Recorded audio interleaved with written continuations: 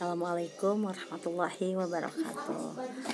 Alhamdulillah, puji dan syukur kita panjatkan kepada Ilahi Robbi yang telah memberikan kesehatan kepada kita sehingga kita masih bisa mengikuti pelajaran jarak jauh meskipun secara online nih anak-anak. Rindu rasanya ibu tidak bertemu dengan kalian. Rindu juga ibu tidak bisa memberikan pelajaran secara langsung tatap muka di kelas ya. Tapi tidak apa-apa, mungkin ini hanya sementara. Kita selalu berdoa semoga pandemi ini segera usai dan kita bisa kembali bertemu, belajar bersama di sekolah. Pada pertemuan kali ini, insya Allah Ibu akan membahas tema tentang Nabi Muhammad teladanku. Tapi sebelum kita lanjut ke materi, marilah kita berdoa terlebih dahulu. A'udzubillahi minasyaitonirrajim. Bismillahirrahmanirrahim. Raditu billahi robba wa bil islami dinna wa bi Muhammadin nabiyya wa rasula. Rabbi zidni ilma wa razuqni fahma.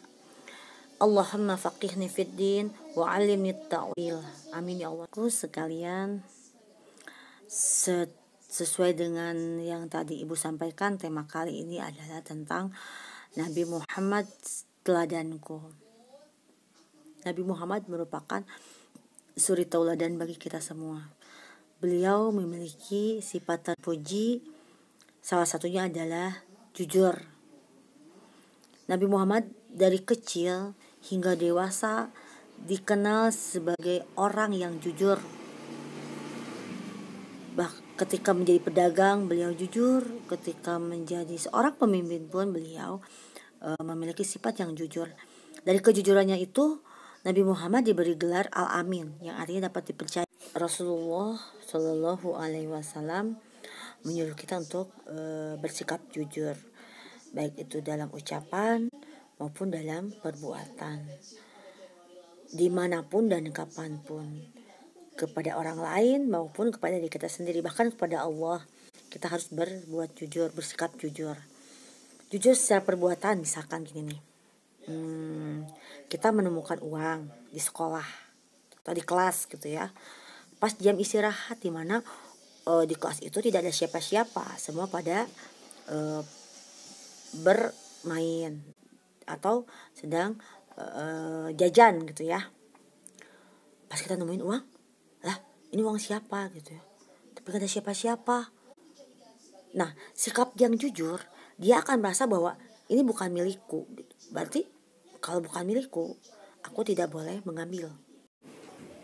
Karena kita tidak tahu itu uang siapa pemiliknya, lalu kita serahkan ke ibu guru, misalkan, ibu ini ada yang aku nemu uang gitu ya. Nanti pas anak-anak masuk, si ibu guru nanya, siapa yang kehilangan uang? Tadi teman kalian ada yang menemukan. Nah, sikap si anak tadi itu merupakan salah satu sikap jujur. Lalu bagaimana jujur dalam perkataan atau ucapan? Misalkan gini nih, kita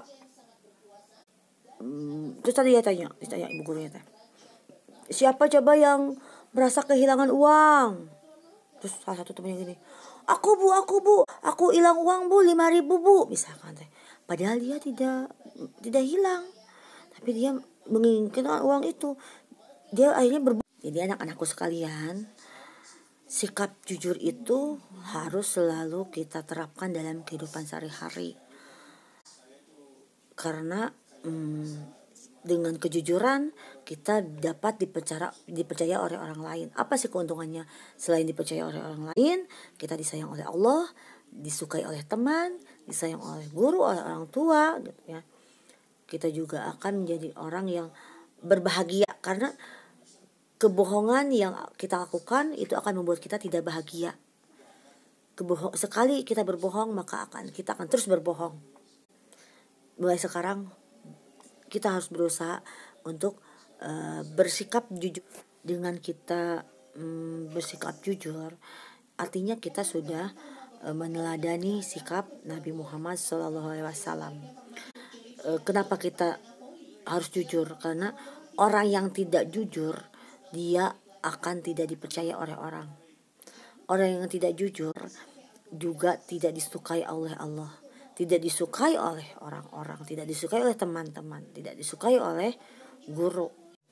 Dan ibu yakin kalian adalah anak-anak yang jujur. Oh iya, kali ini ibu akan menayangkan sebuah lagu yang berjudul Jujur. Coba dengarkan ya anak-anak. Jujur artinya mengatakan sebenarnya, tidak berbohong ataupun tidak berdusta, di dalam bersikap, di dalam berucap, dimanapun dan kapanpun selalu jujur. Jujur dalam bertutur seperti contoh rasul, anak yang jujur itu berbudi luhur.